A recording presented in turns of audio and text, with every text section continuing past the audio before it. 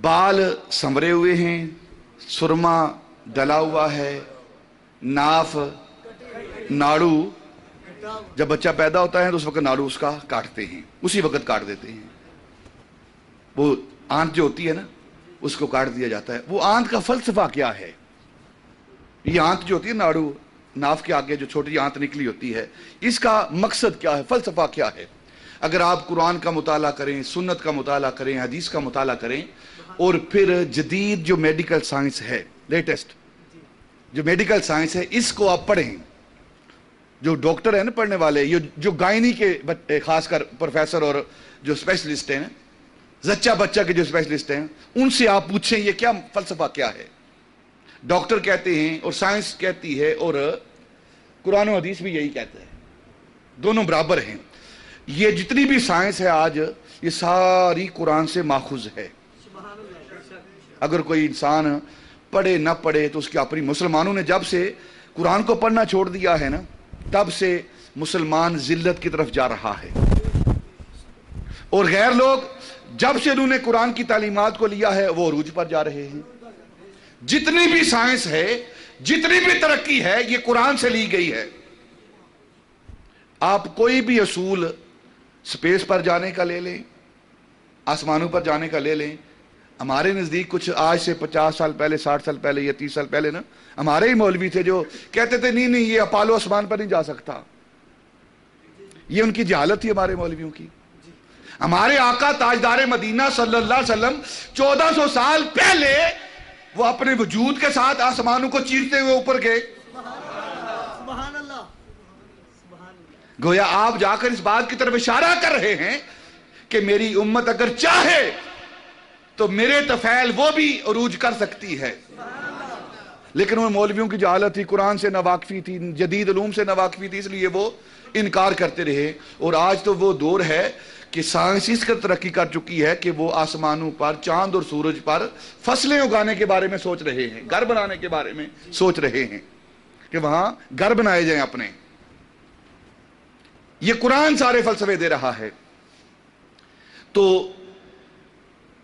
ये जो नाड़ू बाहर निकला होता है, इसका फलसफा क्या है, इसका मकसद क्या है? उलमा कहते हैं, साइंसदान कहते हैं कि बच्चा अपनी मां के पेट के अंदर 3 झिल्लियों के अंदर लिपटा हुआ होता है, 3 झिल्लियों के अंदर लिपटा हुआ होता है, और सारा जिस्म महफूज होता है। कहीं से कोई हवा, कोई चीज उसको मस नहीं कर सकती, क्योंकि छोटा मासूम बच्चा है ना, अल्लाह रब्बुल इज्जत उसकी हिफाजत कर रहा है। मां के पेट के अंदर बच्चे की, आप सब की, मेरी, आप सब की हिफाजत अल्लाह रब्बुल इज्जत मां के पेट के अंदर कर रहा है। 3 झिल्लियां हैं उसके अंदर लपेट के रखा है, और एक तरफ से ये जो नाफ का हिस्सा है, यहां से एक आंत बाहर निकाली हुई है, और बाकी सारा जिस्म लिपटा हुआ है। जिस तरह बच्चा जब पैदा हो जाता है तो मां उसको कपड़े के अंदर लपेटती है, उसकी हिफाजत के लिए लपेटती है ना। आप छोटा बच्चा देखते हैं कि मां ने लपेटा हुआ एक खूबसूरत सोना कंबल है, उसके अंदर सोनी चादर है, जो घर के अंदर खूबसूरत चादर होती है। बेटा पैदा होता है तो मां उसको इर्द गिर्द लपेटती है उसकी हिफाजत के लिए, कहीं मेरे इस बेटे को आगे आए। आओ आओ, माशाल्लाह, आप सब के साहबजादे आए हैं, आगे तशरीफ लाए। तो अल्लाह रब्बुल इज्जत ने भी अपने बंदों की कितनी हिफाजत की, यहां से रखे आप, माशाल्लाह माशाल्लाह, अल्लाह बरकत है आपको, इज्जत दे आपको। मैंने आप सब का जिक्र किया आते ही, हाँ, बड़े प्यारे, बहुत मोहब्बत करने वाले आप साहब, जिंदा दिल वो शख्स थे। आपके इस गांव की रौनक थे वो हाफिज शाह साहब। तो अल्लाह रब्बुल इज्जत ने अपने बंदों की हिफाजत के लिए 3 झिल्लियों के अंदर उसको बंद किया हुआ है, हिफाजत कर रहा है। और ये नाड़ू जो बाहर निकला है, इसके जरिए क्या होता है, साइंस कहती है, उलमा कहते हैं कि इस नाड़ू के जरिए बच्चा खुराक लेता है, जिससे उसकी नशो नमा होती है, बढ़ता है। पहले छोटा जिस्म होता है, फिर बड़ा होता है, फिर और बड़ा होता है, फिर 9 माह जब मुकम्मल होते हैं तो पूरा जिस्म मुकम्मल हो जाता है, हड्डियां मुकम्मल हो जाती हैं, उसके छोटे छोटे हाथ मुकम्मल हो जाते हैं, उससे पहले अधूरे होते हैं। वो खुराक लेता जाता है और उसकी नशो नमा मुकम्मल होती जाती है। اور دوسری بات کیا ہوتی ہے؟ دوسری بات اس ناڑو کے ذریعے سے وہ آکسیجن لیتا ہے، اور کوئی ذریعہ نہیں آکسیجن لینے کا. تو جو بھی زندہ ہے اس کے لیے آکسیجن ضروری ہے، اگر آکسیجن نہیں ملے گی وہ مر جائے گا. جو بھی زندہ ہے، کیونکہ وہ بچہ ماں کے پیٹ کے اندر ہوتا ہے. اب اور کوئی ذریعہ نہیں آکسیجن کا جو اس کو آکسیجن پہنچائی جائے، تو اس ناڑو کے ذریعے وہ آکسیجن لیتا ہے جس سے وہ زندہ رہتا ہے اور خوراک لیتا ہے، جس کی وجہ سے اس کی نشو و نما ہوتی ہے، وہ بڑھتا ہے. اب خوراک کیا ہے اس بچے کی؟ خوراک کیا ہے؟ ماں کے پیٹ کے اندر وہ کیا خوراک لیتا ہے؟ آپ پڑھیں قرآن و حدیث کو، پڑھیں فلسفے کو، پڑھیں سارے کو. تو ماں کے پیٹ کے اندر بچہ، ہر بچہ جو پیدا ہو رہا ہے نا، جو بھی پیدا ہوا ہے، وہ ماں کے پیٹ کے اندر اس ناڑو کے ذریعے خوراک لیتا ہے. اور خوراک کیا لیتا ہے؟ علماء نے لکھا ہے کہ جو حیض و نفاس کا گندا خون ہے نا، جو گندا خون، حیض و نفاس کا ناپاک خون، اس سے وہ خوراک لیتا ہے. ہم سب جب ماں کے پیٹ کے اندر تھے تو ناپاک خون سے خوراک لے کر ہم بڑے ہیں. اگر انسان اپنی حقیقت کی طرف جائے نا تو پھر تکبر اور غرور نہیں رہتا اس کو. آج بڑے اکڑتے ہیں، ہم سینہ تان کے چلتے ہیں، پتہ نہیں ہم کیا شے ہیں، کیونکہ علم نہیں ہماری حقیقت کیا ہے. سیدنا ابو بکر رضی اللہ تعالیٰ عنہ، آپ جو عجز و انکساری کا پیکر تھے، میرے آقا تاجدار مدینہ نے فرمایا اگر کسی نے اس زمین پر چلتی پھرتی لاش دیکھنی ہے میرے ابو بکر کو دیکھے. فرماتے ہیں کہ اگر انسان اپنی حقیقت کو جان لے کہ اس کی حقیقت کیا ہے تو وہ کبھی اکڑے نہ. وہ انسان جو 2 مرتبہ گندے مقام سے نکلا ہے، شرمگاہ سے نکلا ہے، بھلا وہ کس طرح کر سکتا ہے؟ 2 مرتبہ، ایک مرتبہ باپ کی شرمگاہ سے اور ایک مرتبہ ماں کی شرمگاہ سے، وہ کس طرح کر سکتا ہے؟ یہ قول سیدنا ابو بکر کا قول ہے. وہ گندی خوراک لے کر انسان بچہ نشو و نما پاتا ہے، بڑھتا ہے. تو گویا اللہ رب العزت نے اپنے محبوب کو ناف بریدہ بھیجا. ناف بریدہ بھیجنے کا مطلب کیا ہے؟ کہ کائنات کا ہر بچہ گندی خوراک لے کر بڑھتا ہے، اور میرا محبوب وہ ہے جو ماں کے پیٹ کے اندر بھی پاکیزہ خوراک لینے والا ہے.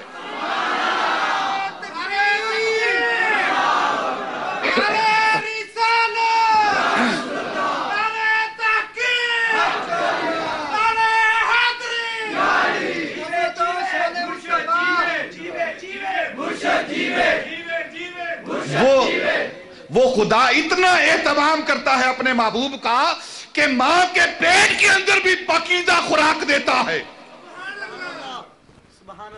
ناڑو کٹا ہوا ہے، ناف بریدہ ہے، اس کا مطلب کیا ہے؟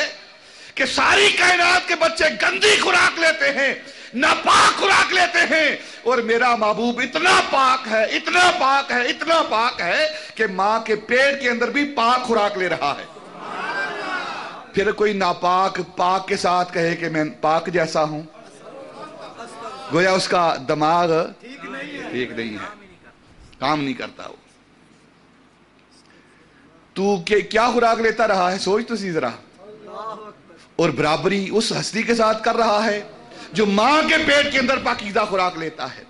اور پھر یہاں ایک اور بات عرض کرتا ہوں کہ بچہ نشو و نما اس ناڑو کے ذریعے خوراک لے کر اس کی ہوتی ہے.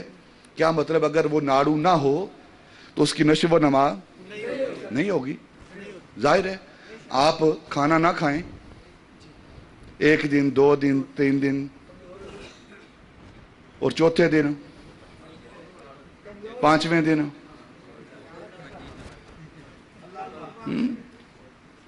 5ویں دن 6ٹھے دن اور 7ویں دن 8ویں دن، چلو بڑا کوئی برداشت کرنے والا، 10ویں دن 11ویں دن 12ویں دن 15ویں دن 20ویں دن، ٹھیک ہے نا؟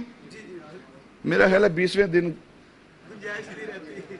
شاید کوئی ہو ایک آدھ.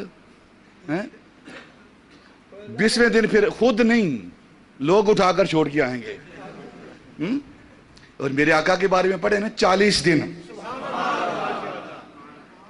وصال سیام جسے بولتے ہیں نا، 40 दिन रोजे रखे हैं, ना सुबह को कुछ खाया ना शाम को कुछ खाया, कुछ नहीं खाया पिया। बुखारी के हदीस पाक है ये। और देखा देखी ना सहाबा ने भी ये अमल शुरू किया। नबी पाक को देखा कि 40 दिन हो गए हैं, कुछ खा नहीं रहे, कुछ पी नहीं रहे, रोजा रख रहे हैं, ना सुबह को देखा ना शाम को देखा हमने कुछ खाते पीते। सहाबा ने कहा चलो हम भी अपने आका मौला के मुताबिक करते हैं।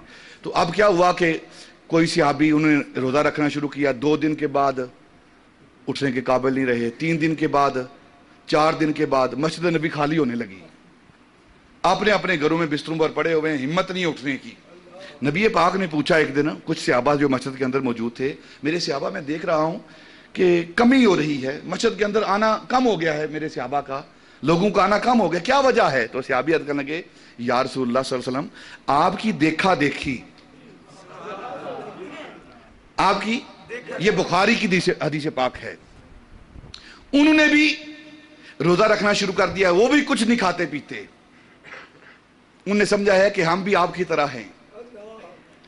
तो अब नतीजा क्या निकला है कि उन्होंने खाना छोड़ दिया है और वो अब उठने के काबिल नहीं रहे। तो नबी पाक सल्लल्लाहु अलैहि वसल्लम ने अपने सहाबा से फरमाया, जाओ जो जो घरों में पड़े हुए हैं उनको उठाकर लेकर आओ। सबको जमा किया गया, जमा करके मेरे आका ने फरमाया, अय्युकुम मिसली, तुम में से कौन है जो मेरी मिसल है? मेरी मिसल बनने की कोशिश ना करो। मैं तो अपने अल्लाह रब्बुल इज्जत के हुजूर रातों को गुजारता हूं, मेरी रातें वहां गुजरती हैं, मेरा रब मुझे खिलाता भी है और पिलाता भी है, मेरा रब खिलाता भी और पिलाता भी है।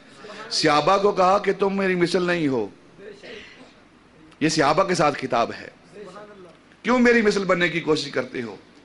और कुफार से कहा कि मैं तुम्हारी मिसल बशर हूं।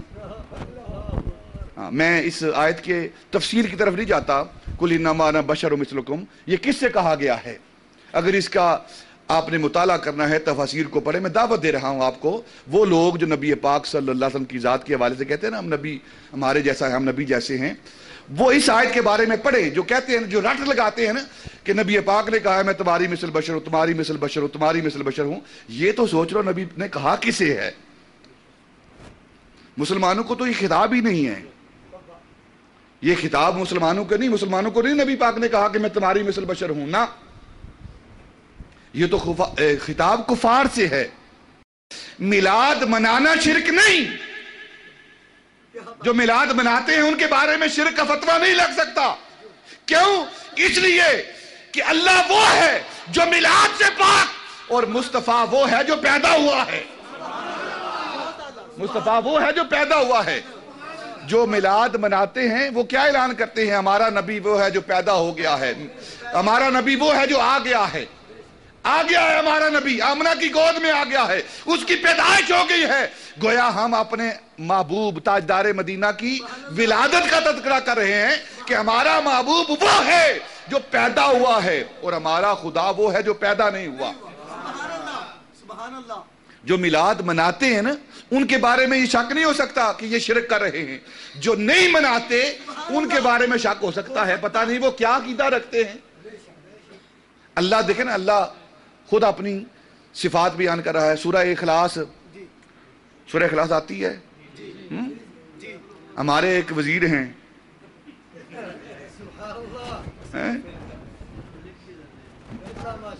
हमारे एक वजीर हैं, वजीर हैं और फकीर हैं।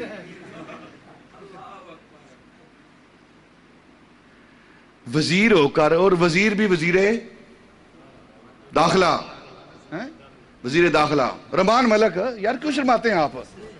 टीवी पे देखे ना आपने, इजलास शुरू हुआ तो देख कर, जुबानी नहीं, कोई बच्चा मुसलमान के घर पैदा होता है ना, तो वो उठकर कोई बच्चा, छोटा सा बच्चा हो, वो भी सूरह इखलास सुना देता है, और वो बूढ़ा हो गया है, मरने के करीब है, और देखकर सूरह इखलास नहीं आती, 3 बार पढ़ता है, 3 बार ही गलत। जब इस किस्म के वजीर हमारे मुल्क के हुक्मरान होंगे तो फिर मुल्क का यही हाल होगा जो हो रहा है। इसमें कसूर किसका है? उनका। बोलो ना यार, किसका कसूर है? ہمارا قصور ہے. ہاں ووٹ اس کو دینے ہیں جو شرابی زانی ہو, ووٹ اس کو دینے ہیں جو بدماش ہو. کیوں؟ اس لیے کہ کل ہم بدماشی کریں گے نا تو چھڑا لیں گے وہ.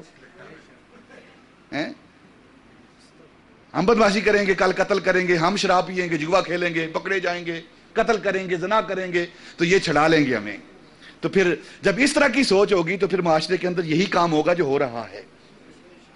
اور اگر شریف لوگوں کو, ایماندار لوگوں کو ہم آگے لائیں گے تو پھر ملک کے اندر امن آئے گا. نہ خود گناہ کریں گے اور نہ کوئی ہماری سفارش کرے گا, نہ تب جا کر معاشرے سے جرم ختم ہوگا. اگر ہم اس طرح کے لوگوں کو آگے لاتے رہیں گے تو پھر یہ معاشرے کا یہی حال رہے گا جو ہو رہا ہے, اور اس سے بھی وسط ہوتا جائے گا. قل هو اللہ کے اندر اللہ رب العزت نے اپنی توحید کا اور اپنی صفات بیان کی ہیں کہ اللہ رب العزت کی ذات وہ ہے جو پیدا ہونے سے پاک ہے, نہ اس سے کوئی پیدا ہوا ہے اور نہ وہ کسی سے پیدا ہوا ہے. لم یلد ولم یولد, نہ اس سے کوئی پیدا ہوا اور نہ وہ کسی سے پیدا ہوا. تو گویا اللہ وہ ہے جو پیدا ہونے سے پاک اور محبوب وہ ہے جو پیدا ہوا ہے. تو پھر شرک کس بات کا, پھر شرک کس بات کا؟ اس کا مطلب یہ ہے کہ نہ وہ قرآن کو پڑھتے ہیں, نہ پڑھنا آتا ہے انہیں وزیر داخلہ کی طرح. بے شک داڑھی رکھی ہو لمبی, کوئی بات نہیں, بے شک اپنے آپ کو مسلمان کہے, نہ ان کو قرآن پڑھنا آتا ہے نہ انہیں قرآن پڑھنا آتا ہے. اگر قرآن پڑھتے تو سمجھ ضرور آتی کہ اللہ کی ذات وہ ہے جو پیدا ہونے سے پاک اور محبوب وہ ہے جو پیدا ہوا ہے. تو آپ شرک بدعت کا فتویٰ کس بات لیے؟